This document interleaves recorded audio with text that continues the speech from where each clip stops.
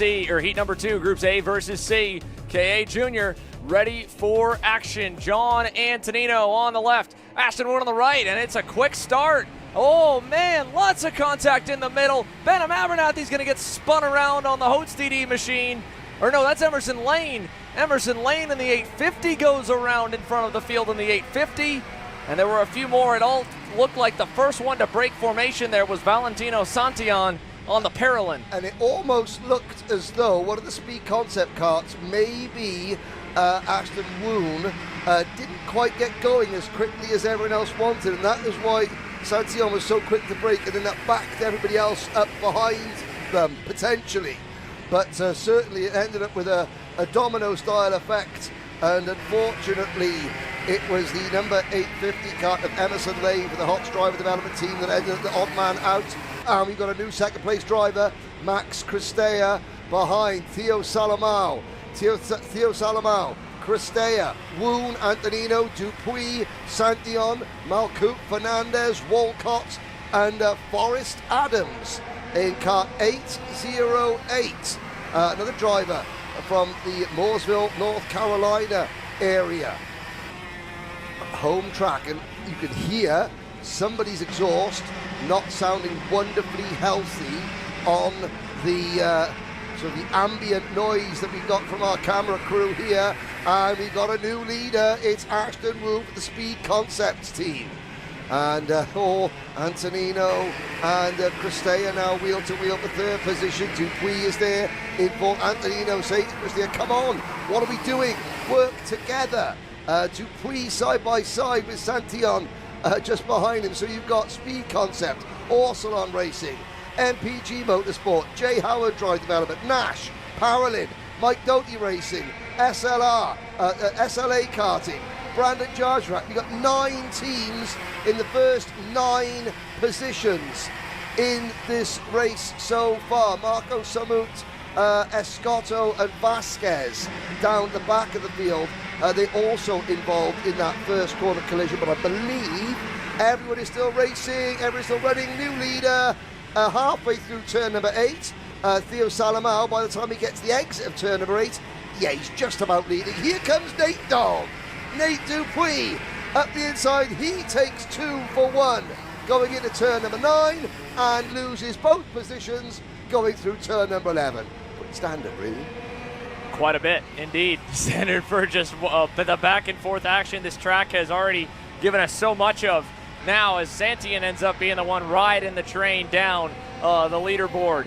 You can see just in that move, it has started to shake things up. How about Forrest Adams having a much better second heat race? He's inside the top 10. His opening heat race was abysmal, just contact and going backwards into the middle of the field.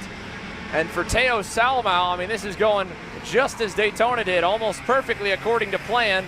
More fighting in the middle of that group, and Ashton Woon, Nathan Dupuis, John Antonino Jr., it doesn't matter who they think is the fastest of the 3. If they're close enough, they need to just have some patience right now.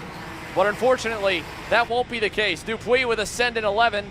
He'll take over second, and now the pressure builds as the gap moves to 0.8 of a second from P1 to P2. I know, they all want to be the first driver to catch or to chase Theo Salomao. By the time they organize themselves, Salomao is not for catching. Oh, big impact there into the barriers for Benja Fernandez. And he's signaling there, he's probably saying to the marshal, get the barrier off me, I want to go. Get the barrier off me. But that is about as fast as it gets for an off at the end of turn, at the end of the back straight towards turn number 4.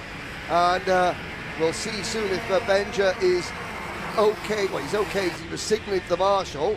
Will he get back into the race? Dupuis and Antonino now start closing in on the race leader, Theo Salomao. Yellow flag still waving, so there'll be no overtaking at this point of the circuit. And indeed, we are single file past the scene of Benja Fernandez's spectacular trip into the barriers. and you can just see the marshal maybe moving the barriers back into place. I couldn't quite see if there was still a go-kart there. Now we got a new leader for the first time all day. It's the Nash Motorsport kart of Nate Dupuy into the race lead. Antonino second. Salomao has dropped to fourth. Yeah, I'll give credit to Nate. The big dog wanted to eat. 4/10 taken out of the gap before the end of the lap to get to Salomao, and it's a new leader. Canada's Nathan Dupuy showing the way here in North Carolina. Back to Antonino Jr. and Ashton Woon, and we've now kind of gone from around maybe 10 or 11 or 12 to packs of 2 to 3, loosely tied. There's maybe a 4-car group there into the top 10 from 7th to 10th.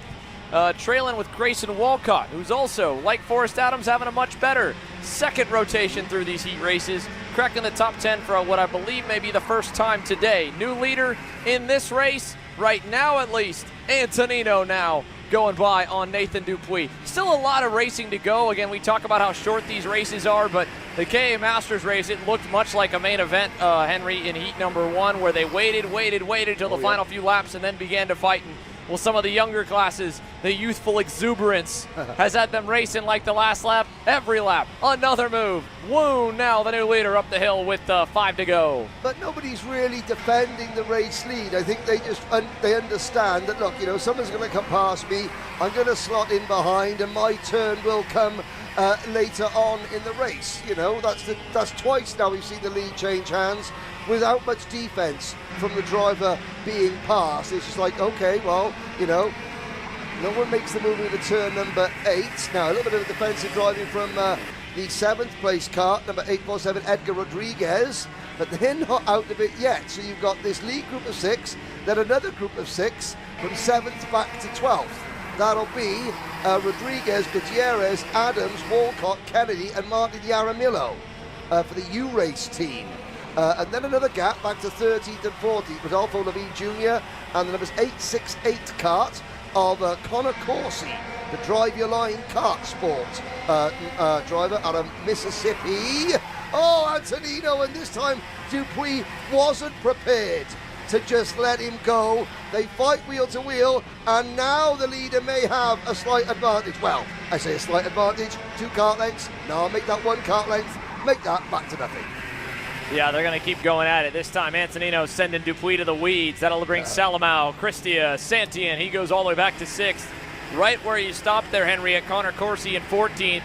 There are some big names trying to charge back up to him.